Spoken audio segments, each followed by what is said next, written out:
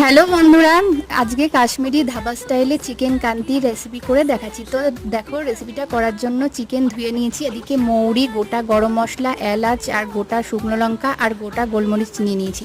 এবার কড়াইতে ভেজে ভালো করে গুঁড়ো করে নিয়েছি।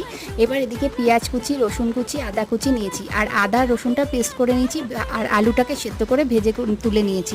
ওদিকে টক দই ফেটিয়ে রেখেছি আর এদিকে তেলের মধ্যে ঘি দিতে হবে, ভালো করে ঘি দিতে হবে, দিয়ে আর পেঁয়াজটাকে হালকা করে ভাজতে হবে, ভেজে নুন দিতে হবে, দিয়ে কাশ্মীরি লঙ্কার গুঁড়ো দিলাম। দেখো কি সুন্দর কালার এসছে। তার উপরে চিকেনটাকে দিতে হবে। চিকেনের মধ্যে কিছু মাখাইনি, কিছু মাখানো যাবে না। তারপরে চিকেন কান্তি মশলাটা দিয়ে ভালো করে নাড়াচাড়া করে তারপরে টক দই দিতে হবে। ফ্যাটানো টক দইটা দিয়ে আবার নাড়াচাড়া করে তারপরে আলুটা দিতে হবে। তো এখানে আলুটা দেয় না, কিন্তু আমি দিয়েছি, বাড়ির সবাই খাবে বলে দিয়েছি।